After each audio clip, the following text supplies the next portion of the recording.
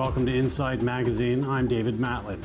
Well, about 1 year ago, 4 million French people and 50 political leaders took to the streets of Paris to demonstrate against the terror attacks at the offices of Charlie Hebdo and at the kosher supermarket, an unprecedented Republican show of solidarity. France then realized the extent of the jihadist threat, and the terror attacks of November 13th reminded France of the threat once again. And the official numbers speak for themselves. Today, more than 500 French citizens, 25% of them women, have left to join the jihad, and 1,900 have connections to the Iraqi and Syrian terrorist channels. The police are often already familiar with the perpetrators of the attacks, assailants, or the objects of a so-called surveillance file, as we often hear. This information frequently raises indignation among the public. But what to do with these radical youth? Now that we know their profiles, aged 26 to 27 years old, coming from all social strata and religions, they are recruited mostly throughout the internet by the Islamic State. Well, can they be taken away from this path? Is there a way to react? What are the measures taken by the French state?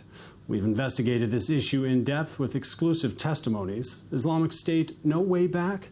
A report by Marie-Françoise Lantieri for I-24 News.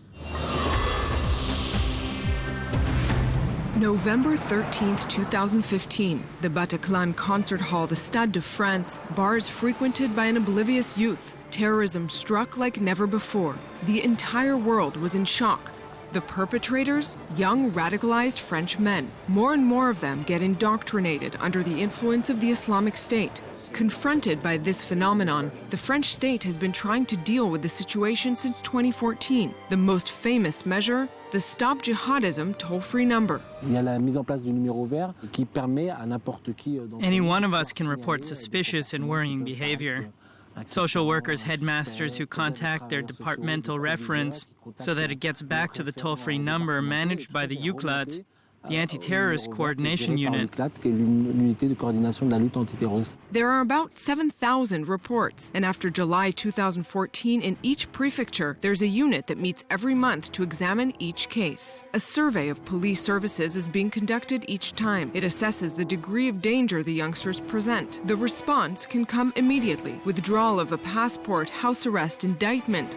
Unfortunately, all investigations do not prevent the worst. The intelligence services came to our house. They came to ask us questions. We told them everything we knew about the communication we had with our daughter. Not that long ago, we learned that our daughter's companion had been under surveillance in Germany for the past 2 years because he was from a radical branch in Leipzig. It reassured us a little. I said they were under surveillance and they have a file on them, so they won't leave. And 3 weeks later, I heard from the mother of her companion that both had arrived in Syria. Well, 3 of them, with a kid. They took their 8-month-old with them. The 3 of them left Hanover by plane. They took a plane and then they got to Turkey. From Istanbul, they traveled the usual route. For Lydia, these signals did not prevent her daughter from leaving. It's something she has trouble living with. We feel very bad. We feel very bad because it is as if we were denouncing her. And we know we chose the path with the most possibilities to just go back, because they are going to build a file on our child. Our child is going to have a file on her, and if she comes back, she's going to be arrested and then interrogated. If after the investigation of the Secret Service, the youngsters are not considered dangerous, families are referred to partner associations. They exist in Paris, Nice, and Strasbourg. We went to Lille to one of these organizations, Le CAF. Their mission? To support the families of these youngsters. Psychological support, but not only that, also judicial and social. Today, 35 parents come to the association, among them the mother of Chloe, a young girl aged 15. She feels totally helpless against the recruitment of her daughter. She's in contact several times a day with the staff.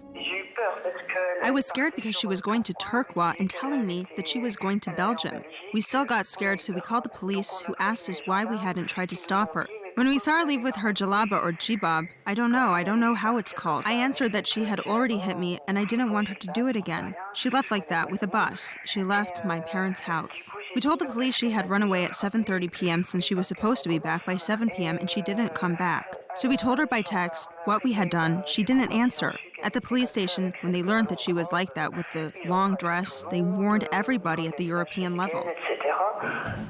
Chloe will eventually return late at night. If the youngster didn't commit any felony, she's not considered dangerous and is left alone. The only way to avoid a departure to Syria, a hospitalization for psychiatric reasons, or to be taken as an inmate by an intern house for teens, one of the many that exist. But it's not easy to find a free place.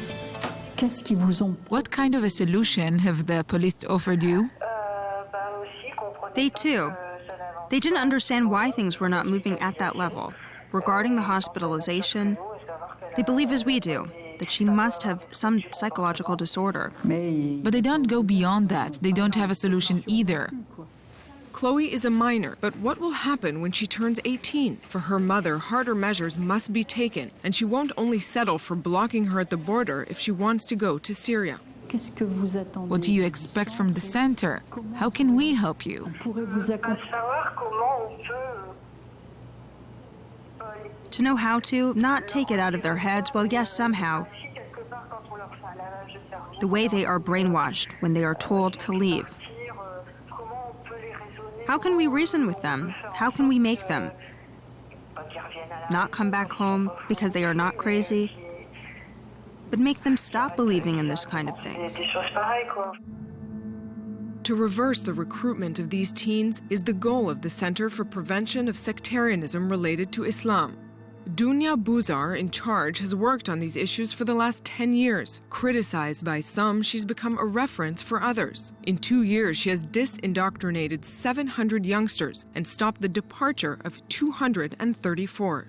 The 700 young people who we follow were either trying to plan their departure by the internet, or they had already been spotted several times at the border.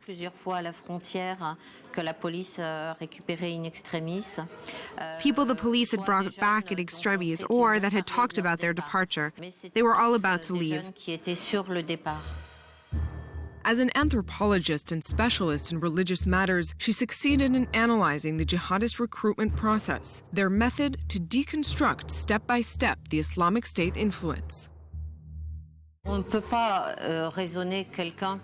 cannot reason with someone who's been radicalized. By definition, someone who's been radicalized believes that he knows the truth, that he's been chosen by God to know the truth. ISIS's toots are very clear. They explain to the younger ones that the others are going to be jealous not to be chosen. They try to divide, to better conquer, to make them doubt. It's therefore necessary to go through the emotions, and there, parents will play a central role. 50% du travail se passe par les parents. Il arrive de désembrigader sans jamais voir l'enfant. 50% of the work goes through the parents. It is possible to undo the radicalization without ever seeing the child. That is to say, you get into a child's story through his parents, his family. It's through the parents that you can bring back memories from the early childhood, to make the child re-experience the human feeling he felt before he got indoctrinated. There is no miraculous recipe. Each parent must find what will click in his child. The association supports them, coaching them, sometimes with up to 10 phone calls a day.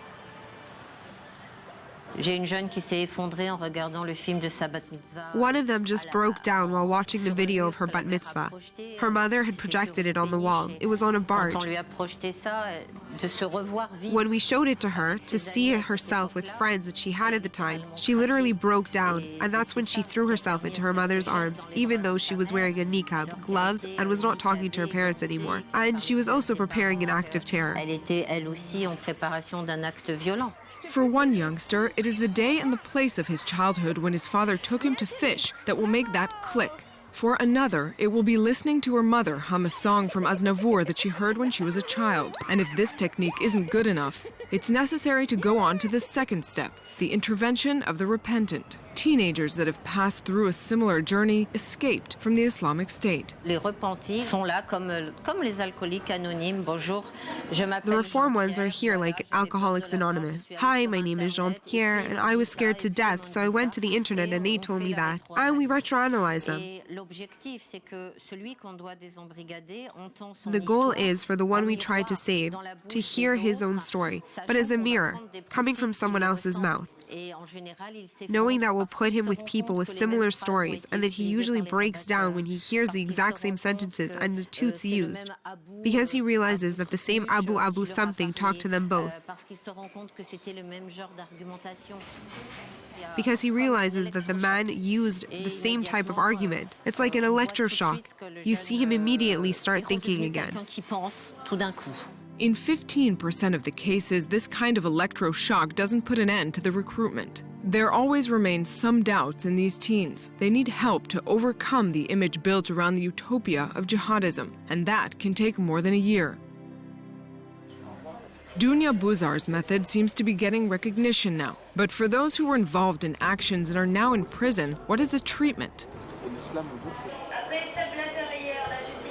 We're at the Fresnes prison.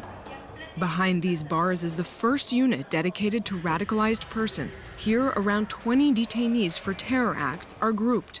The main objective was to protect other detainees from being exposed to those with hard religious beliefs. But this isolation quickly became an opportunity to put into work programs for them. We met the warden of the jail, Stéphane Scotto, the person behind this initiative. We are in a situation where we work more on the critical matters than on undoing the notion of radicalization. It is a long process that will obviously mobilize a multidisciplinary team. Chaplains, of course, teachers, and doctors. It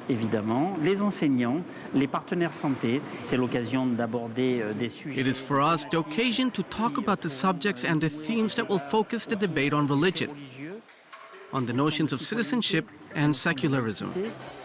Secularism, citizenship. The state tries to play the cards of Republican values to face the challenge of IS recruitment. In any case, this program is experimental, and most of the youngsters who return from Syria don't get any specific help. That was the case of Carl D., who French citizens discovered last December in the midst of a court case that hit the news. The trial of a jihadist network in Val-du-Marne, headed by Salim Benhalem, an important figure in French jihadism. Carl D. was one of the 7 defendants. For him, going to Syria was the fulfillment of a dream to live in the land of Islam. After 1.5 months, extremely disappointed by those who offered to put him in contact with members of IS, he escaped and returned to France. It would take 3 months of questioning before he was sent to prison. Today, he's out of jail because of a procedural failure, without being summoned or being under surveillance. No structure has been set up to undo the radicalization. He asked to see a psychologist, and he saw him on a weekly basis when he was incarcerated in the De La Santé jail. But no proposition was made by the state's social services about a type of special health care, a help, or a way to move past the radicalization, and nothing. Despite his desire to get better by himself, Carl D. quickly expressed his need for psychological support. He clearly makes the audience feel the disgust he has for what he went through in Syria, a strong repugnance for the people he met there, and particularly for Salim Benhalem and the atrocities he committed.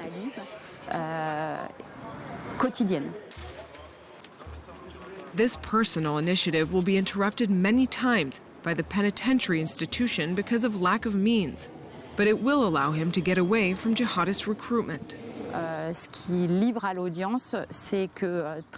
And today he told the audience, quote, "I need to give up my religious practices to be able to reintegrate into French society on the personal and professional levels." He got there thanks to the psychological and psychiatric treatment he received. It allowed him to understand his family history and, as a result, to understand why and how he was radicalized.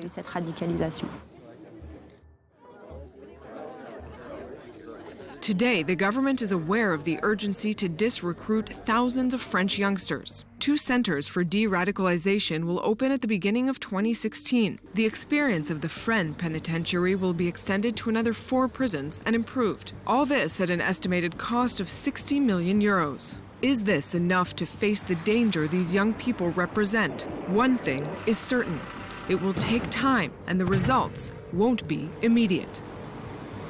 One has to remain humble and prudent in these types of cases. We don't have enough perspective. The oldest case we have dates back to about 1.5 years ago, the day she moved past her indoctrination. She was the first one to want to prevent the others to fall into such hatred, and that's what gives us hope. We need to have the honesty to say that it is not because the program we used to remove the indoctrination on someone hasn't worked, that the program doesn't work at all. We'll have some failures, but there will also be the people we have saved, extracted from the Islamic State.